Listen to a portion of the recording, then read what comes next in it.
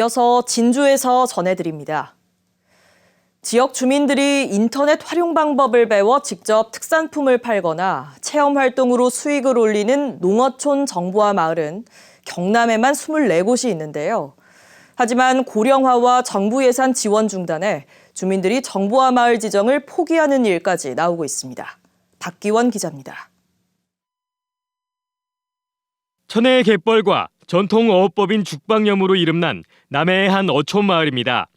2004년 남해에서 처음 행정안전부 정보화 마을로 지정돼 컴퓨터 교육장과 사무실을 갖춘 정보센터가 마을에 들어섰습니다. 주민들이 홈페이지를 만들어 시금치와 유자 등 특산품을 판매하고 관광객 갯벌 체험 활동으로 한 해 평균 관광객 6천 명이 찾았습니다. 2017년에는 1억 원 넘는 매출과 수익 6천만 원이 생겨 모범적인 정보화 마을로 꼽혔습니다. 하지만 지난해 10월 주민들은 정보화 마을 사업을 포기하기로 했습니다. 20년 가까이 시간이 지나며 주민 80%가 65살 이상 고령이 되자 시스템을 운영할 인력이 없기 때문입니다. 제일 문제가 고령화, 젊은 인재가 없는 거. 그다음에 스마트폰 때문에 인터넷 활용이 안 되는 거.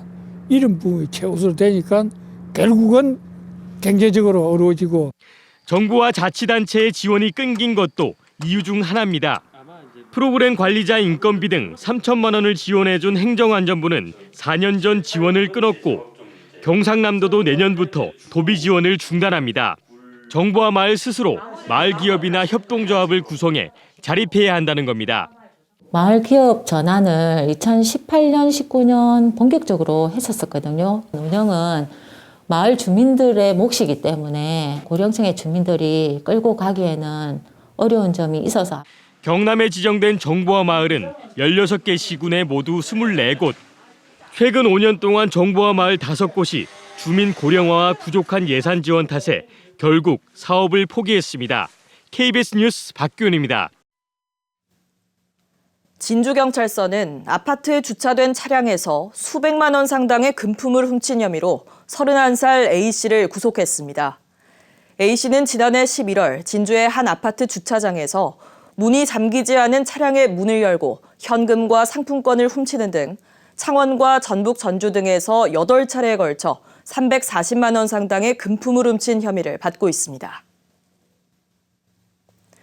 남해군이 다음 달부터 농어촌 버스 단일 요금제를 도입합니다. 이에 따라 어른은 1,000원, 청소년과 어린이는 500원만 내면 농어촌 버스를 탈 수 있습니다. 남해군 농어촌 버스는 지금까지 거리 비례 요금제로 운영돼 탑승객이 최대 5,500원까지 요금을 내는 구조였습니다. 지리산 국립공원 경남사무소가 국립공원 구역 안에 있는 묘지 이장 사업을 추진합니다.